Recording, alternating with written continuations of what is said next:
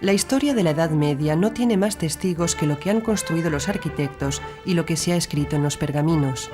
La historia de la cruzada contra los albigenses no puede comprenderse sin visitar cada uno de sus castillos y sin recorrer los paisajes que rodearon este drama. Cierto es que aunque los paisajes casi no han cambiado desde el siglo XIII, los castillos o sus vestigios no se parecen mucho a lo que eran cuando se produjeron los hechos. Desde entonces han sido destruidos, reconstruidos, restaurados y constituyen a la vez la memoria y el símbolo de este trágico episodio.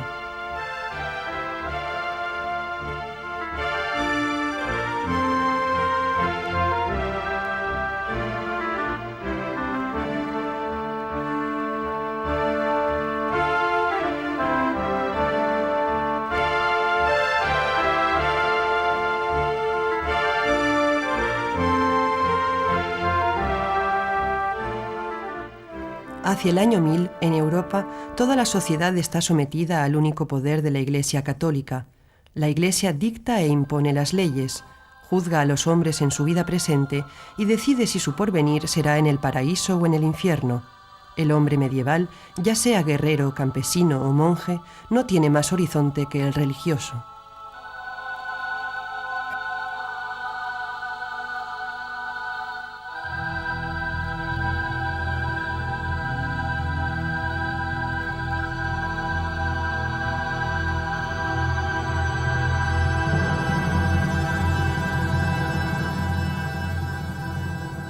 En este gran océano de ortodoxia católica se forma rápidamente un archipiélago de islas en donde se reza de modo diferente y en donde se habla de Dios con un lenguaje diferente. Estas nuevas religiones se llaman herejías frente a la ortodoxia de la religión católica.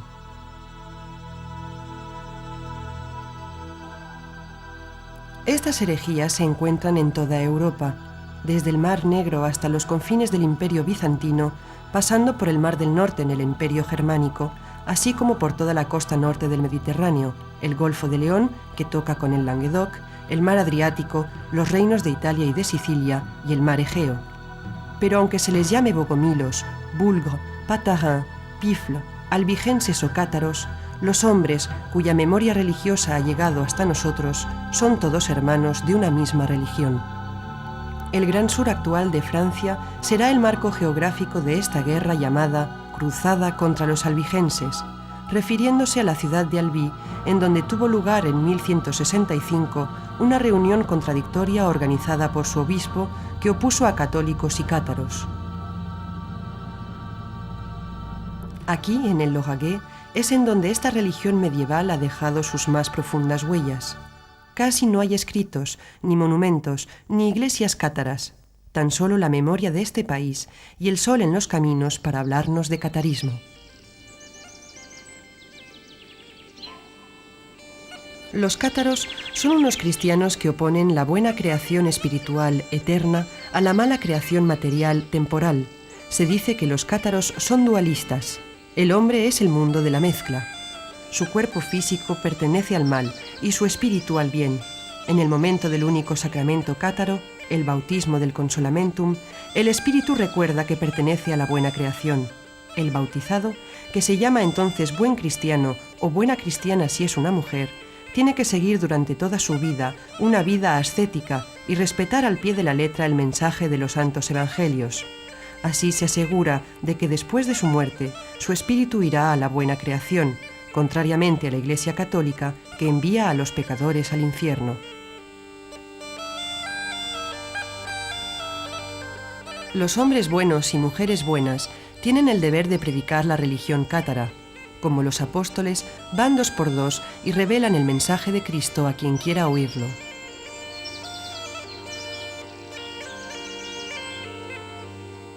Esta nueva religión desbarata el orden establecido por la sociedad feudal. Se opone al matrimonio, al juramento de fidelidad entre los nobles y los vasallos, promulga la igualdad sexual, predica la paz en una época de guerras incesantes. Todas estas razones inquietan a Roma.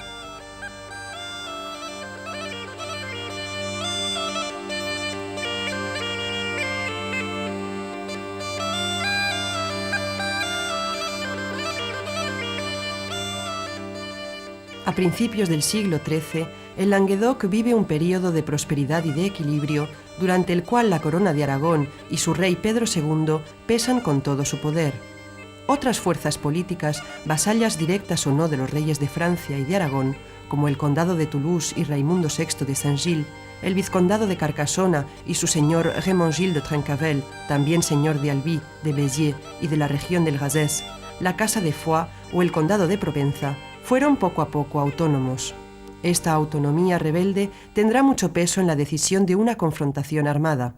Sin embargo, la solución militar intervendrá después de múltiples tentativas pacíficas de hacer entrar en razón a toda una sociedad favorable a la herejía cátara. La Iglesia Católica enviará a sus mejores predicadores por toda Occitania para luchar verbalmente contra el catarismo. En Verfeil, en junio de 1145, la muchedumbre abucheó a Bernard de Clairvaux, fundador del orden de cistercienses que construyó por toda Europa una red de abadías como la de Fontfroide. Este maldijo la ciudad, pero no pudo convencer a la población. En 1167, durante el concilio de Saint-Félix de Lauragais, dirigido por el diácono Bogomilo Nicetas, la Iglesia cátara se organizó y creó obispados. Domingo de Guzmán se instaló en Fanjeaux. El futuro Santo Domingo predicó pobreza y despojo a la manera de los cátaros, pero en 1208, dándose por vencido, declaró: «He suplicado, he llorado, pero allí donde la bendición no surja efecto, el palo será eficaz». Poco tiempo después de esta funesta predicción empezaron a precipitarse los acontecimientos. A comienzos del siglo XIII, Inocencio III instituyó unos legados cuya misión consistía en reformar el clero local y combatir la herejía. Los dos primeros legados fueron dos monjes de la abadía de Fontfroide, Pedro de Castelnau y el hermano Raúl. Recorrieron la región para intentar, también de modo pacífico, convencer a los herejes.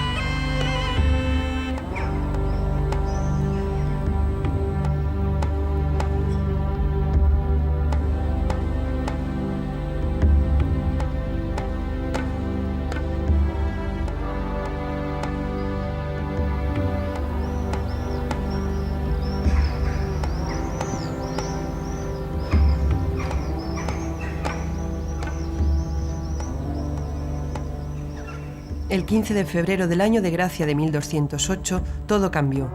Pedro de Castelnau moría asesinado en Saint-Gilles-du-Gard. Este crimen, que podía ser una orden de Raimundo VI de Toulouse, sirvió de pretexto para que las autoridades católicas organizaran la lucha armada contra los herejes cátaros y sus protectores. El Papa Inocencio III excomulgó al conde de Toulouse y mandó predicar por toda la cristiandad la única cruzada que nunca se organizó en tierras católicas. Le pidió al rey de Francia que la dirigiera. Felipe Augusto se negó, pero no se opuso a que partieran sus vasallos. Se cruzaron entre 50.000 y 100.000 hombres, grandes señores de la alta nobleza de Francia, pero también bandidos, pillos y otros truhanes venidos de todos los horizontes.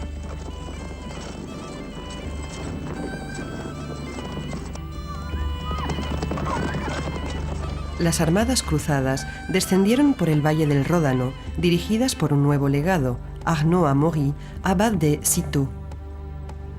En Quercy, los banqueros de la ciudad de Cahors, rival de Toulouse, financiaron la cruzada. Cahors era una de las primeras plazas bancarias de Europa. El puente Valentré, construido en 1308, es un testimonio de este poder.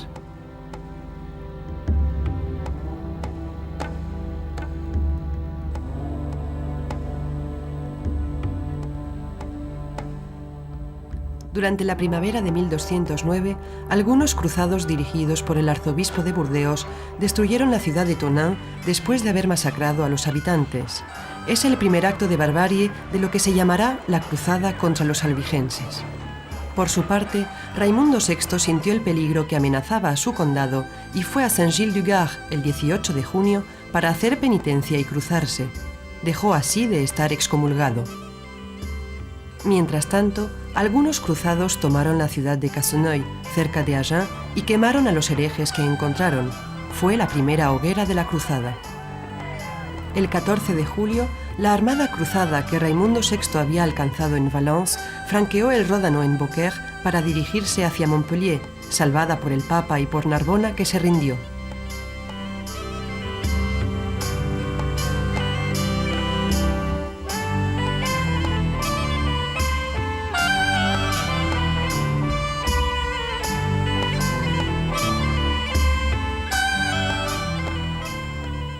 En Montpellier, Raimundo Roger Trencavel, conde de Béziers y vizconde de Carcassona, intentó también cruzarse para salvar sus tierras, pero los cruzados se negaron a aceptarle. Si todos los nobles meridionales se cruzaban uno tras otro, la cruzada no tendría ningún sentido. Trencavel comprendió que tendría que combatir y se refugió en Carcassona después de avisar a Béziers. El 22 de julio, después de que los habitantes de Béziers se negaran a aceptar las condiciones de los cruzados, los bandidos, los truhanes y los pillos ávidos de riquezas se metieron por una poterna y empezaron los horrores. «¡Matadlos a todos! ¡Dios reconocerá a los suyos!», se dice que gritó el legado pontificio ante la matanza, haciendo eco a la terrible frase de Guillermo de Tudela en la canción de la cruzada albigense: «Y así se sembrará el salubre terror». Mujeres, hombres, niños, católicos y herejes, toda la población fue exterminada. Este acto de suma crueldad traumatizó al resto del país y el miedo que provocó le abrió las puertas de muchas plazas fuertes occitanas a las armadas cruzadas.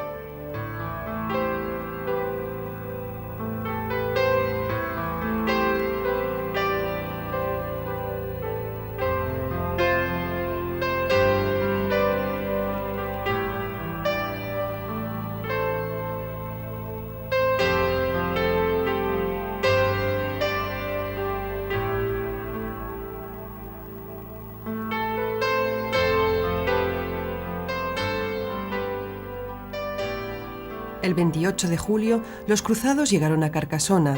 Detrás de las murallas, los habitantes encabezados por Trencavel se prepararon a un largo sitio. El calor de verano era insoportable. Pronto, las enfermedades y la falta de agua convencieron al joven señor de parlamentar con los cruzados, que aprovecharon para hacerlo prisionero. Su captura hizo que la ciudad se rindiera. Acabó en un calabozo en donde murió 3 meses más tarde, seguramente asesinado. Raimundo VI, conde de Toulouse, asistió a estos sangrientos acontecimientos sin participar directamente en la destrucción del vizcondado de los Trencavel. Las tierras de estos, parte de prenda, debían serle confiadas a un noble cruzado católico. Conscientes del precedente que se estaba creando, los grandes señores se negaron a desposeer así a uno de los suyos, por muy meridional y acusado de herejía que fuese. Así fue como las tierras y el título del vizcondado le correspondieron a un pequeño noble de Île-de-France que los aceptó. Se llamaba Simón de Montfort. En otoño, muchos cruzados que habían terminado su servicio d'Ost volvieron a sus dominios. Quedaba el partido de los duros, dirigido por Simón de Montfort, que se empeñó en someter sistemáticamente todas las ciudades que aún resistían. Fue a Fanjeaux, en donde se encontró con Santo Domingo.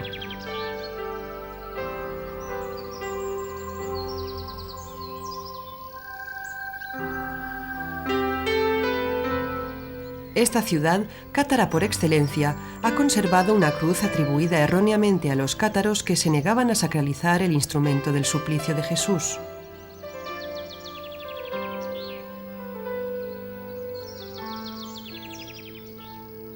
Luego, el jefe militar de la cruzada asedió Castelnaudary antes de llegar a Albi.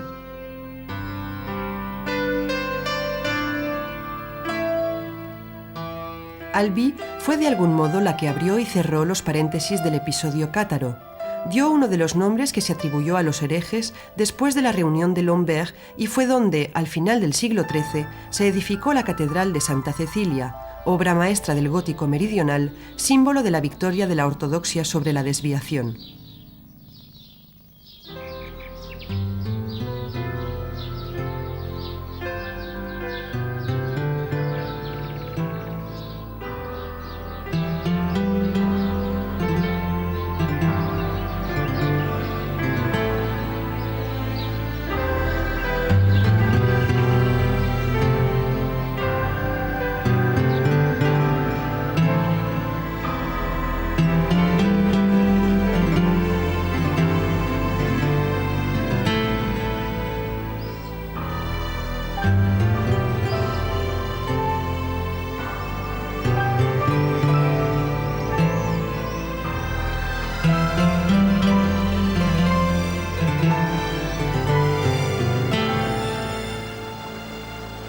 Simón de Montfort recibió poco después la sumisión de Castres, en donde se quemaron vivos a 2 cátaros.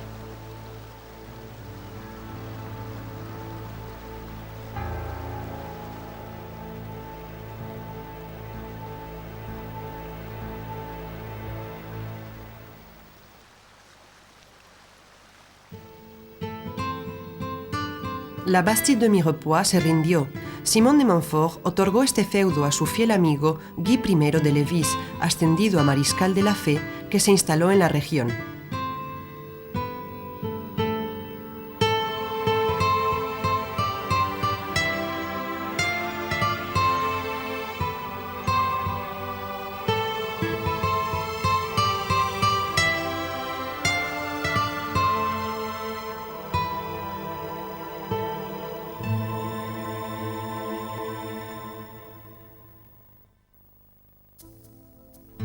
Con el retorno progresivo de los nobles franceses a sus tierras, las fuerzas militares de Simón de Montfort disminuyeron.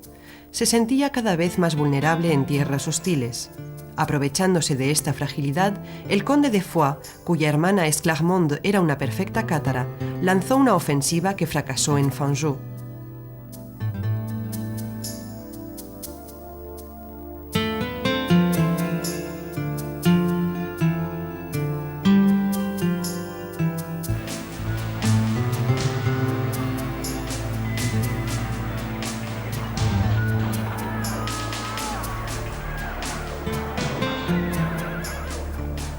En la primavera de 1210, Simón de Montfort sometió a una horrible mutilación a un centenar de prisioneros capturados durante el sitio de Bram y los envió como advertencia a las Tours para acabar con los núcleos de resistencia. En junio emprendió el sitio de Minerva. La ciudad, rodeada de abruptos despeñaderos, estaba defendida por una eficaz guarnición al mando de Guillaume de Minerva.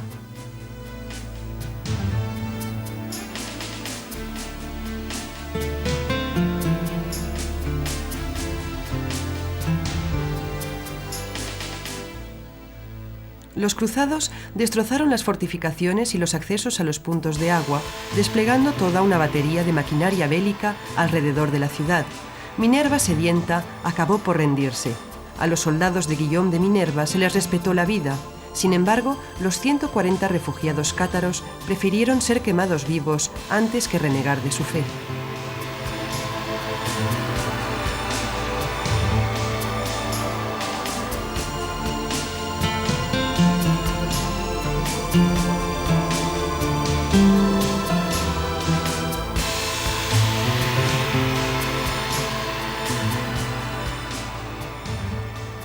Si los cátaros expresaban con tanto vigor sus creencias, hay que señalar que a principios del siglo XIII la fe católica ortodoxa mostraba el mismo fervor. La práctica de las peregrinaciones, y en particular la de Santiago de Compostela, estaba en pleno apogeo. El arte románico se expresaba con obras maestras realizadas por artistas, a menudo anónimos, como el maestro de Cabestany, que esculpió a finales del siglo XII los capiteles de Rieux, muy cerca de Minerva.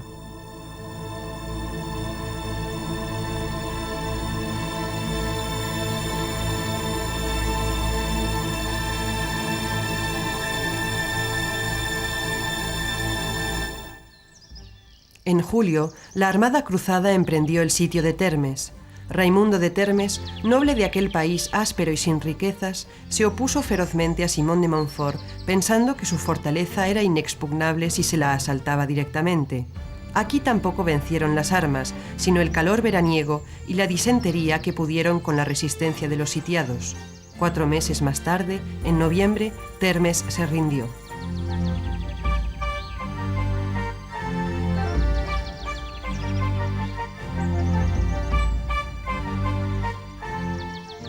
A finales de noviembre, la Armada Cruzada cercó Puy-Vert, que no resistió más que 3 días. Cierto es que el castillo sitiado por Montfort, Modesto Castrum, no tenía nada que ver con el que edificó un siglo después la familia francesa de Bruyères.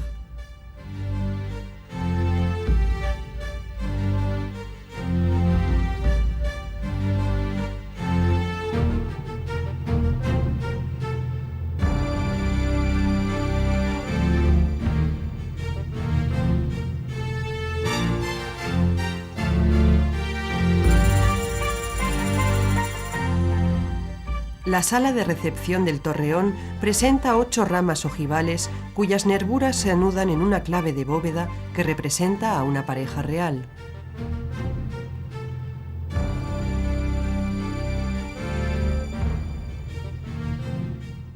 En la sala de los músicos, los pinjantes esculpidos muestran a los músicos medievales con sus instrumentos. Estos motivos pacíficos contrastan con la crueldad de aquella época de guerras, pero demuestran que Occitania era también la tierra de los trovadores. Muchos nobles mantenían una corte de amor cortés en donde se encontraban gaitas y rimas en vez de espadas y lanzas. A pesar de que el pensamiento de los trovadores, que también aspiraban a cierta pureza en las reglas de vida, no parezca muy diferente del catarismo, no se puede considerar que fuesen adeptos a la herejía. A principios del año 1211, Raimundo VI, conde de Toulouse, salvó una vez más sus tierras del feroz apetito de las armadas cruzadas de Simón de Montfort y del legado Arnaud Amaury. Hacia finales del mes de enero, los cruzados se reunieron en una conferencia en Narbona. Simón de Montfort, nuevo vizconde de Carcasona, le rindió homenaje al rey de Aragón, siendo su vasallo. Luego, los jefes de la cruzada arreglaron la reconciliación entre el conde de Foix y la Iglesia y pensaron en cómo acabar con la inercia política del conde de Toulouse.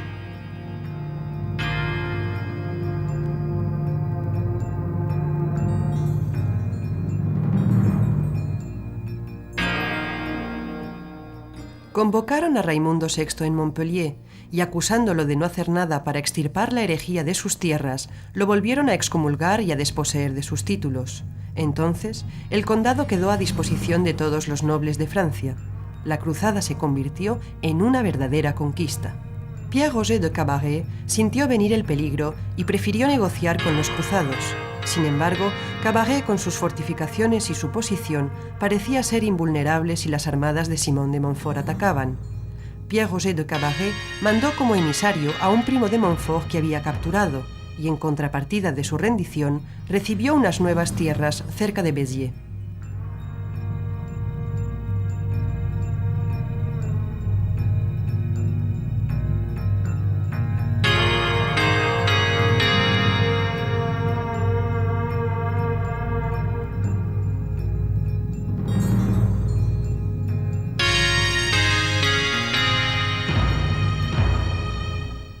En marzo, Simón de Montfort inició el sitio de Lavore.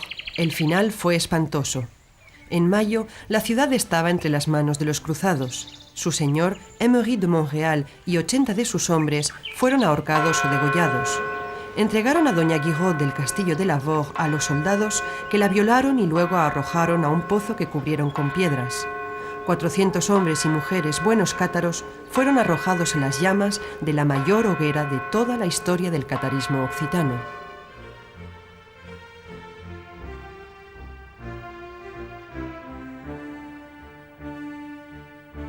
Las armadas cruzadas volvieron al Quercy después de asediar Cassés, en el Aude, en donde 60 cátaros fueron ajusticiados. Simón de Montfort recibió en Cahors el homenaje de los nobles de la región.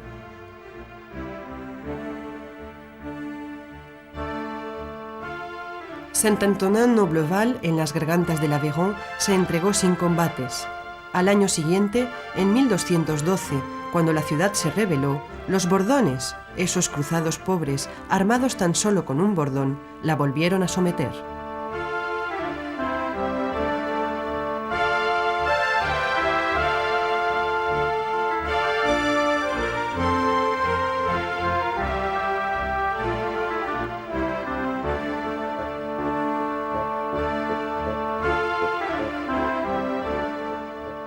Cerca de Saint-Antonin-Nobleval, en Bruniquel, Guillermo de Tudela escribió su Canción de la Cruzada, formidable texto épico de varios miles de versos. Cronista de guerra, periodista antes de hora, gracias a él se conocen hoy perfectamente las peripecias de esta historia. Después de su muerte, un escritor anónimo seguirá con su obra. Puy-el-Sic, plaza fuerte que cerraba el paso entre Bruniquel y Gaillac, se sometió sin verdadera resistencia. Sin embargo, cambió varias veces de señor y de bando según progresaba la cruzada. Simón de Montfort y Baudouin de Toulouse la volvieron a someter en 1212 y 1213. Los cruzados asediaron Toulouse por primera vez en junio. Al cabo de 10 días, se dieron cuenta de que someter a una ciudad tan importante no era tan fácil. Renunciaron entonces y levantaron el campo, lamentándolo porque Toulouse era ya una bellísima ciudad, la tercera de Europa después de Venecia y Roma, la flor de las ciudades, según la expresión de Guillermo de Tudela en su Canción de la Cruzada. Poseía aquella joya románica llamada Saint-Sernin, rodeada por un gran pueblo de artesanos venidos de lejos, que se ubicaban allí en donde se concentraban riquezas materiales y espirituales.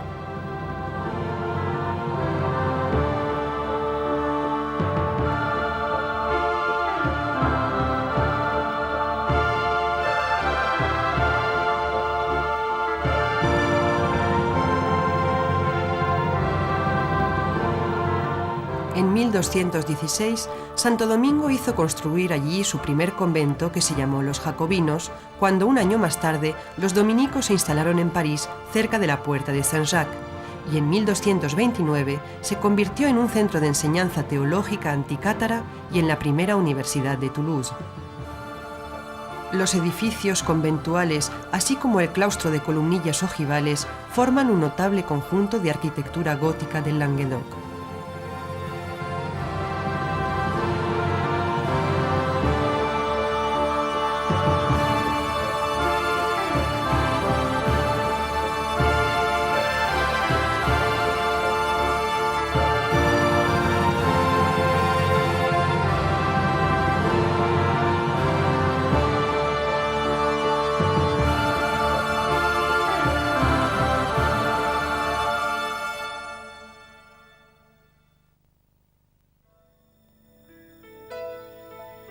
A finales de junio, Simón de Montfort acompañó a los cruzados alemanes hasta Rocamadour.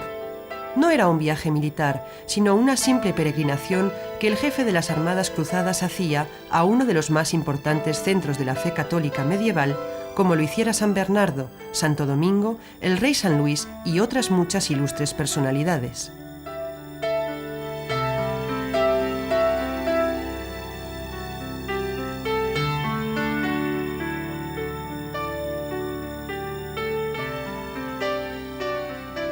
La conquista del Bajo Quercy y del Agenais empezó en 1212. El hermano de Simón, Guy de Montfort, luchó contra los defensores del Pen d'Albigeois. Esta rebelde fortaleza yergue con orgullo sus vertiginosas ruinas.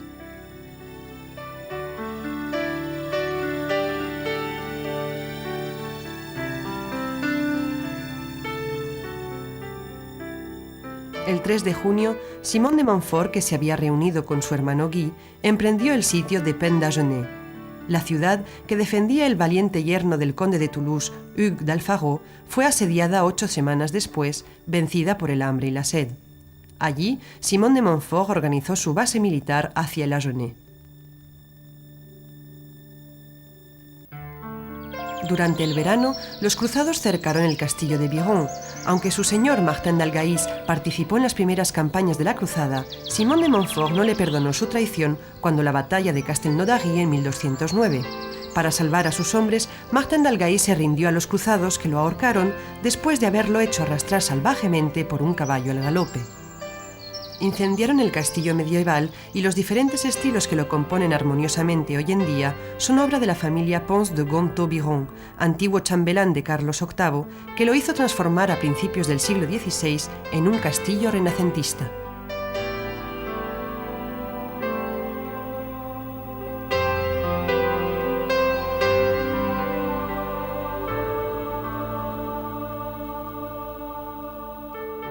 El 8 de septiembre, al término de un sitio lleno de peripecias y de múltiples traiciones, durante el cual hirieron a Simón de Montfort y mataron al caballo sobre el que iba montado, los cruzados entraron en Moissac.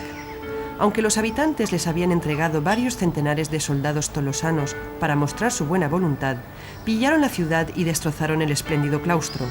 Afortunadamente, estos trágicos acontecimientos no afectaron las obras maestras de arte románico que se ubican en la espléndida abadía cluniacense elevada sobre la vía Podenchis que conduce a Santiago de Compostela. La portada esculpida es una Biblia de piedra que enseñaba a los fieles y a los peregrinos que no sabían leer los fundamentos de una religión que mezclaba por aquel entonces lo sobrenatural con las fábulas moralizadoras, atrayendo a las almas simples a las que gustaban las fantasías.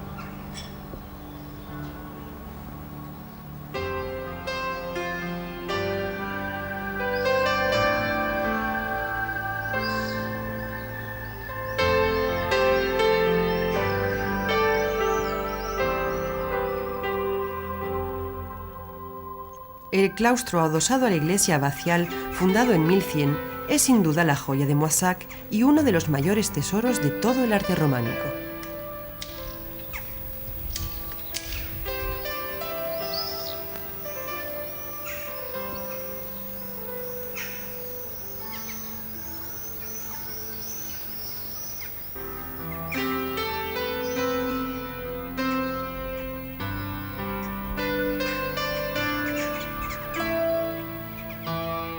En cuanto a la iglesia abacial, dedicada a San Pedro, se afirma un carácter más gótico en su estatuario.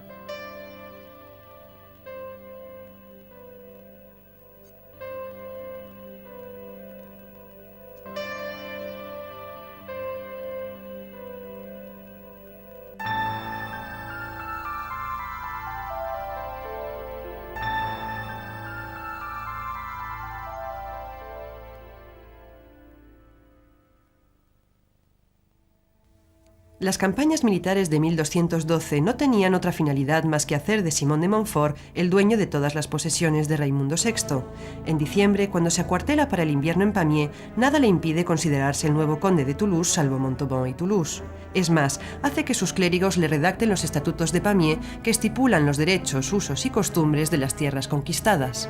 Ante la voluntad de las tropas cruzadas de arrancarle sus tierras y la incapacidad de los señores occitanos, Raimundo VI de Toulouse pidió ayuda a su cuñado Pedro II de Aragón, rey muy católico.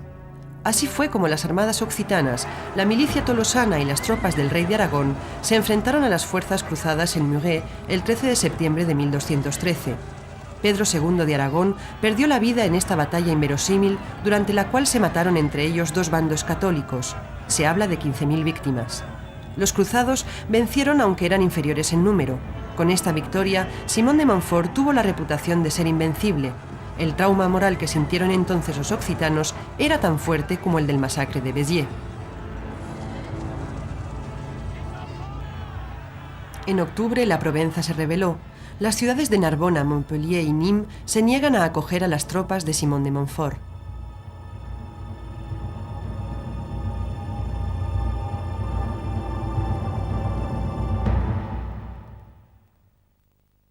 Durante 1214, Montfort tuvo que volverse a imponer por todo el norte del país conquistado, Rouergue, Quercy, Agenais y Périgord.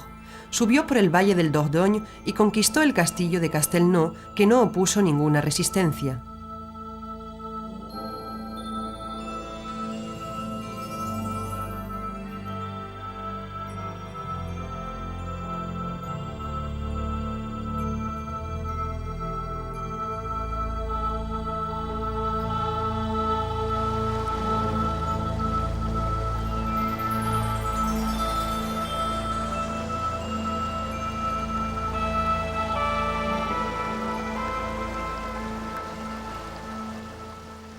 Asedió y destrozó el castillo de Benac, llamado el Arca de Satán, porque su señor, barón de Périgord, era un aliado de Raimundo VI de Toulouse.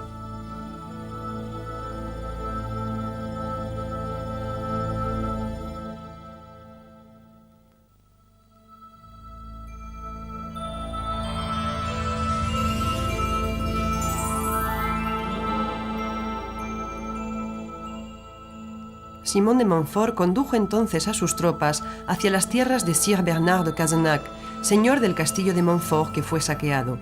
Durante la Guerra de 100 años se destrozará y reconstruirá varias veces y con el tiempo se convertirá en este elegante castillo de los siglos XV y XVI que aún se puede admirar hoy.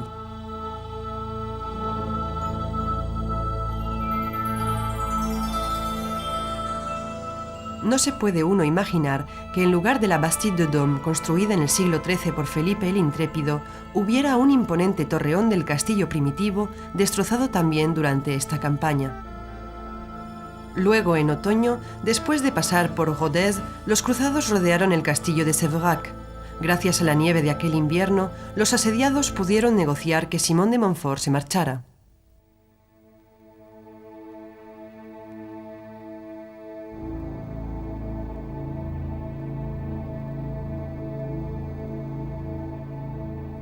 Aquel año cayeron también Najac en Rouergue y Morlhon, en donde 7 valdenses, herejes como los cátaros, fueron quemados vivos.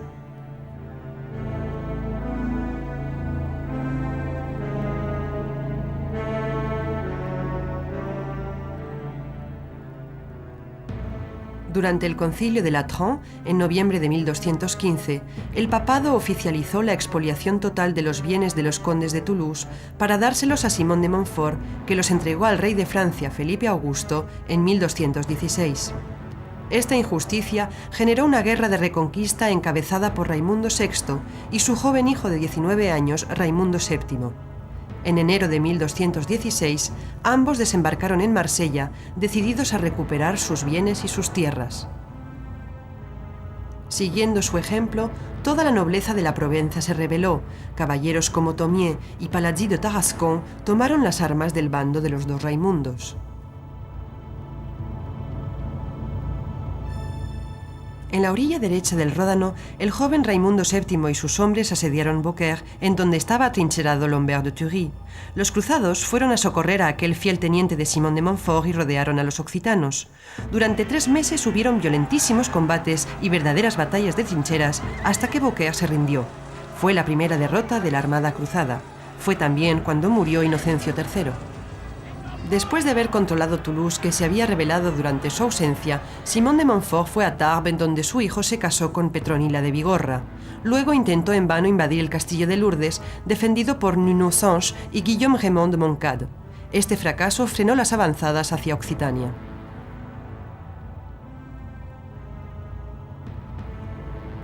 A principios de septiembre de 1217, Raimundo VI de Toulouse se reunió en Saint-Lizier con los caballeros faidits, es decir, con los desposeídos como él de sus bienes y títulos. Informados por la resistencia tolosana, deciden establecer el cuartel general de su acción de reconquista del Languedoc en Toulouse. El 13 de septiembre, el conde de Toulouse hizo una entrada triunfal en la ciudad que lo recibió como a su señor natural. El pueblo, que había recobrado su honor, expulsó a los franceses y a sus colaboradores, que se refugiaron en el castillo Narbonés y en la catedral de Saint-Étienne. Algunos de sus elementos se conservarán más tarde en el Museo de los Augustins.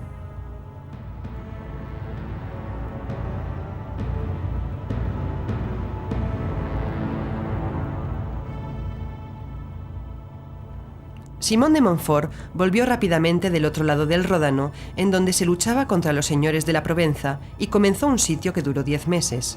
Mientras tanto, las defensas de la ciudad que habían sido destruidas estaban de nuevo en pie. El conde de Foix y su armada, con los refuerzos de los caballeros aragoneses y catalanes, llegan para ayudar a Toulouse. A pesar de los repetidos asaltos de los cruzados, Toulouse resiste y el 25 de junio, una piedra catapultada por un manganel, dirigido según se dice por las mujeres, alcanzó la cabeza de Simón de Montfort. Así acabó la vida de aquel al que llamaban el León de la Cruzada. Amaury de Montfort tomó el relevo de su padre y tuvo que enfrentarse a la rebelión general del Languedoc. Raimundo VII y Raimundo Roger de Foix ganaron a los franceses en Baziège. El príncipe Luis fue a socorrer a los cruzados.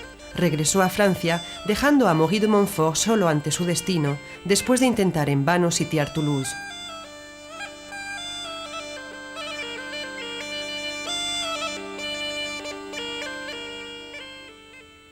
En noviembre de 1222, Raimundo VII, de 25 años de edad, fundó la ciudad de Cordes, dándoles a sus habitantes unos privilegios excepcionales. Su padre, Raimundo VI, había muerto en agosto, y Roma se negó a que tuviera una sepultura cristiana, puesto que había muerto estando excomulgado. Sus restos mortales quedaron abandonados en una caja de madera hasta el siglo XV.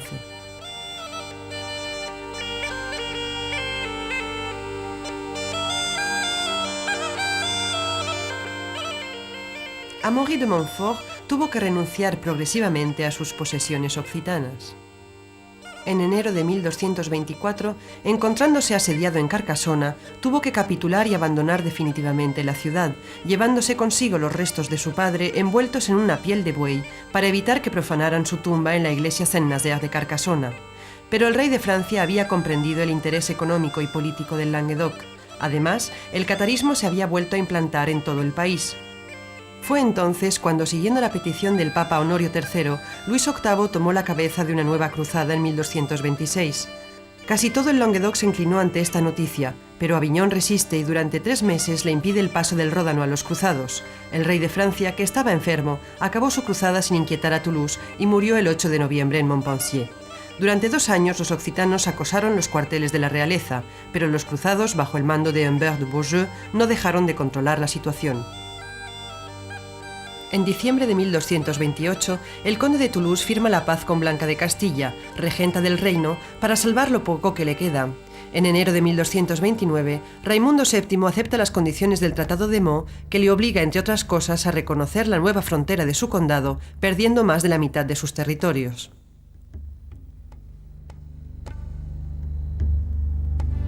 Raimundo de Trencavel, vizconde de Carcasona, que se había refugiado en la corte del rey Jaime de Aragón, se niega a inclinarse ante el rey de Francia.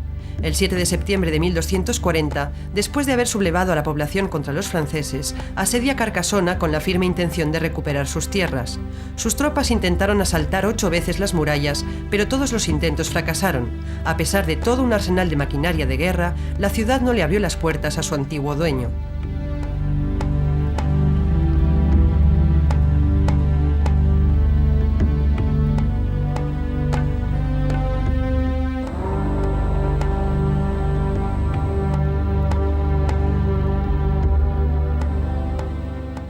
El 11 de octubre, cuando supo que llegaban los refuerzos de la Armada Real, Trencavel se retiró a Montreal, incendiándolo y destrozándolo todo sobre su camino.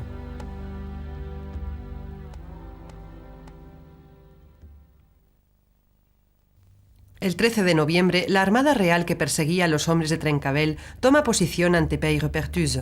Después de 3 días de negociaciones con Guillaume de Peyrepertuis, Juan de Beaumont, chambelán del rey Luis IX, obtiene su rendición. Esta formidable fortaleza, cuyo nombre significa la piedra perforada, es la obra militar más impresionante de los Pirineos.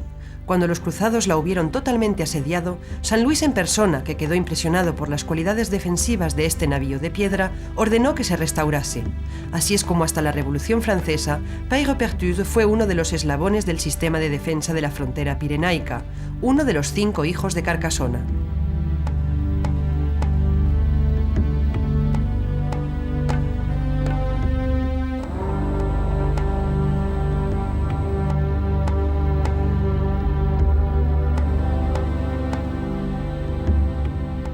Para combatir definitivamente la herejía cátara, el Papa Gregorio IX organizó desde 1233 un tribunal eclesiástico, la Inquisición, cuyo mando llevaban los monjes dominicos. Pero sus juicios sin piedad y a menudo arbitrarios indignan a las poblaciones. Durante la noche del 28 de mayo de 1242, algunos hombres armados inducidos por Raimundo VII fueron a Aviñonet para asesinar a Guillaume Arnaud y a sus inquisidores. El pequeño grupo responsable del masacre de Aviñonet venía de Montségur, último refugio cátaro, exilio en la montaña para la jerarquía de esta religión y para la nobleza occitana que la apoyaba. El antiguo castillo estaba en ruinas cuando en 1204 la iglesia cátara le pidió a Raimundo de Pérey que lo reconstruyera. Montségur sirvió de base a los herejes durante 40 años. Era un pueblo fortificado con suficiente capacidad a principios de 1244 para acoger a 500 personas.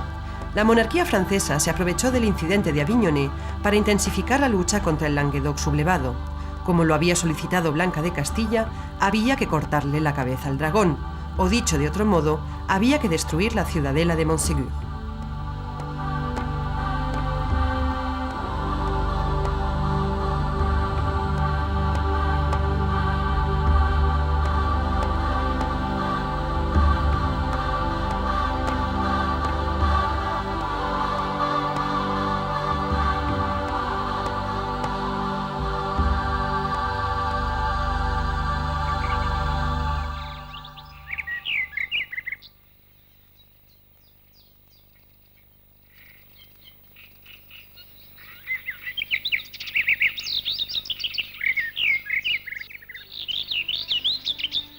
El sitio empezó en mayo de 1243. A pesar de sus 600 hombres encabezados por el senescal Hugues de Arcy, la Armada Real no logró cercar el peñón, dadas sus grandes dimensiones. Pero los ocupantes de la fortaleza, extenuados por un sitio de 10 meses, tuvieron que rendirse en marzo de 1244. No obstante, 4 perfectos lograron escaparse durante la noche del 15 de marzo, llevándose consigo el tesoro de la iglesia cátara. El 16 de marzo, Montségur se rindió, y 200 hombres y mujeres que no quisieron abjurar su fe fueron lanzados a las llamas de una gigantesca hoguera. Una estela erguida en el Prat dels Cremats, el campo de los quemados, evoca su martirio.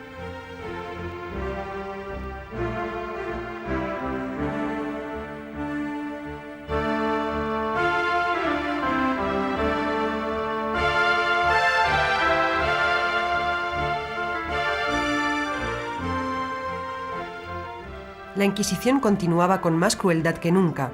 Había que reconstituir los registros destrozados durante el masacre de Aviñonet. Se interrogaron a varias decenas de miles de personas. Los prefectos cátaros que estaban condenados a vivir en secreto, clandestinamente o a partir en exilio, tomaban los caminos más discretos de la región, como los que recorren el desfiladero de Pierre-Lys o las gargantas de Galamus. El porvenir político del Languedoc se perfilaba poco a poco. Una tras otra, las fortalezas militares occitanas se rindieron ante la autoridad real y se convirtieron en bastiones de la corona de Francia. Así fue como Bertrand d'Aguilar, que había participado en el masacre de Aviñonet, tuvo que abandonar su castillo.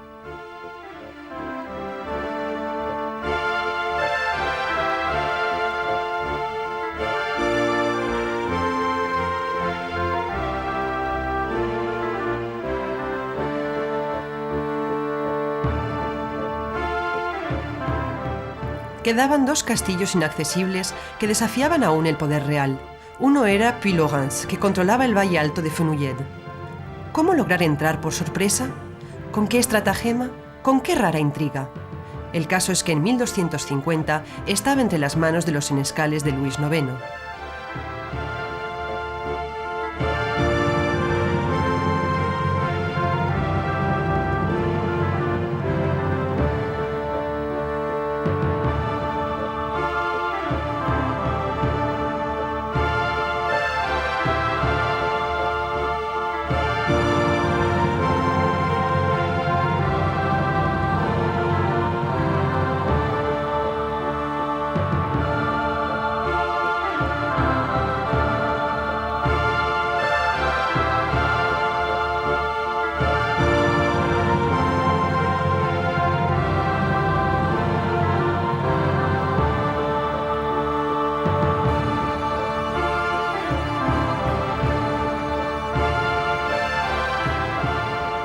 El otro era Quéribus, aéreo, esculpido en la roca, erguido como un dedo que impone obediencia, pero que 11 años después de Montségur continuaba resistiendo y negándose a someterse, porque era, según los documentos de la época, el refugio de los herejes y de los ladrones.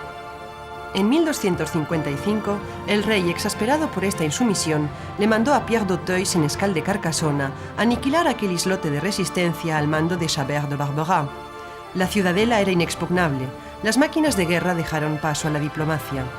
El señor occitano Olivier de Termes, arrepentido en 1241 y que acompañó a San Luis a Palestina para la Séptima Cruzada, se reunió con el señor de Quéribus. ¿Qué pasó? ¿Acuerdo o traición? El caso es que Quéribus se rindió sin derramar sangre.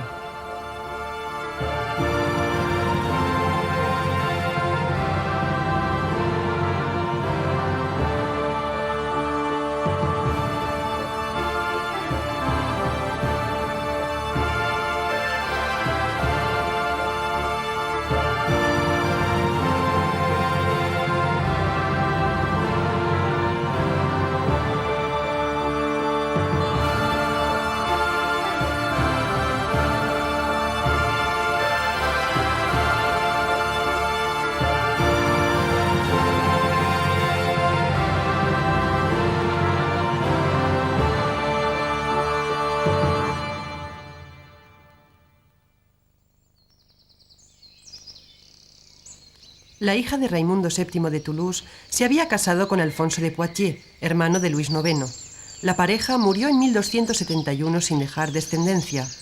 A partir de entonces, por vía natural de herencia, todo el Languedoc perteneció definitivamente a la corona de Francia. Sin embargo, la herejía continuaba. Parecía imposible erradicarla a pesar de la Inquisición. La Iglesia cátara volvió a crear una jerarquía. Nuevos perfectos fueron a predicar y a hablar de otro Dios que el vengador y luchador de las armadas cruzadas. Pero tenían que esconderse y deslizarse como sombras furtivas por espacios de libertad limitados como las gargantas de la Fraux.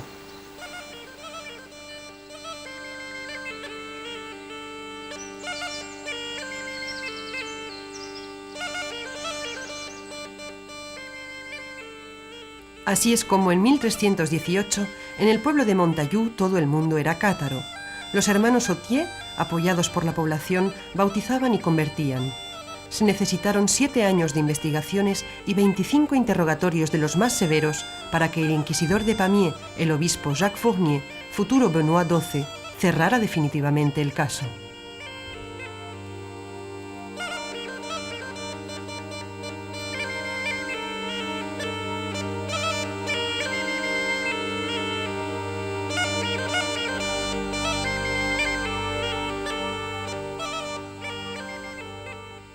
Sin embargo, la dramática e infatigable Inquisición seguía la búsqueda de herejes y en 1321 volvió a castigar en Villerouge-Termenès, sobre las tierras del arzobispo de Narbona, Bernard de Farges. Arrestaron al prefecto Belibasto, lo interrogaron ante el Tribunal de Dios. Le pidieron que renegara de su fe, que renunciara a sus errores. El hombre bueno se negó. Entonces cayó la sentencia, la misma de siempre, la hoguera. Pero nada le importó al sólido Belibasto, convencido de que así evitaría el infierno y el mundo corrompido de los seres vivos. Muriendo, su cuerpo, obra del mal, liberaría por fin su alma y podría llegar hasta Dios en el reino del bien. Con él desapareció el último perfecto conocido y se apagó para siempre la última palabra cátara.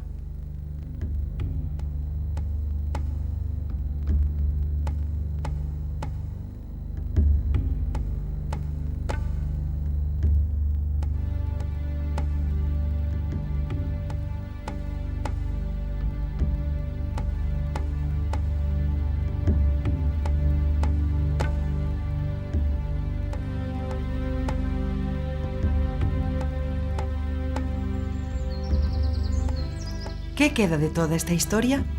Algunos vestigios manuscritos, testimonio de los sufrimientos que tuvo que soportar toda una sociedad occitana y sobre todo castillos, cuyos vestigios se encuentran por todo un país inimitable que aún está impregnado por el espíritu de los cátaros.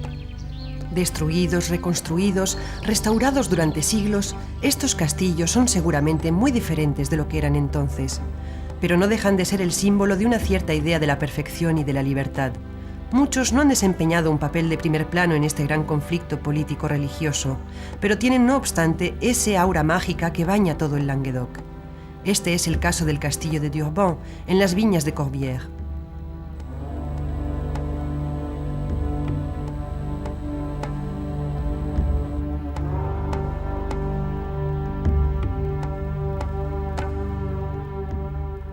El castillo de Paderne, ante el monte Etoshe, fue totalmente destrozado en la Edad Media. Se reconstruyó en el siglo XVII, recobrando cierta actividad antes de ser nuevamente víctima de las injurias del tiempo y de los hombres. La capilla dedicada a Saint-Roch, el santo que curaba de la peste, que se yergue en el antiguo pueblo de Paderne, pertenecía a los abades de la Grace. La gran abadía benedictina de la Grace, fundada hacia Navidad del año 800, tuvo momentos de gloria y de prosperidad durante toda la Edad Media.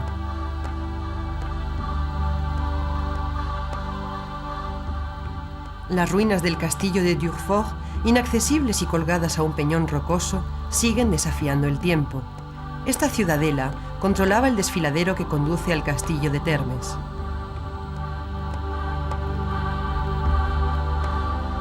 Contrariamente a las demás fortalezas, Arques se edificó en un valle en el siglo XIII.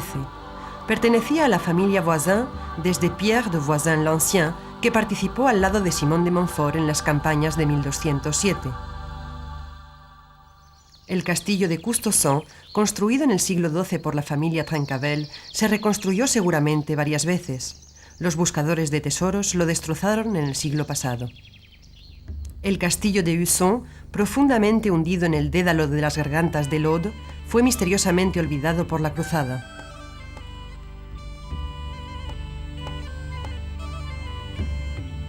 Dominando el surco de l'Ariège, el castillo de Lorda fue uno de los bastiones defensivos del condado de Foix. Su posición estratégica hizo que lo asediaran varias veces.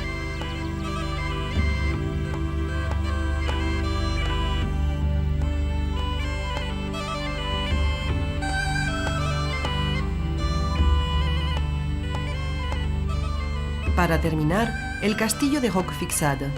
Aunque era un refugio cátaro, los cruzados no lo asediaron nunca. Se dice que fue aquí donde hicieron etapa los 4 perfectos que se escaparon de Montségur. Llevaban consigo oro, plata y una cantidad infinita de monedas, así como toda la memoria de la religión del catarismo. Roquefixade no cayó en manos de Felipe el Intrépido hasta 1272, al mismo tiempo que el castillo de Foix.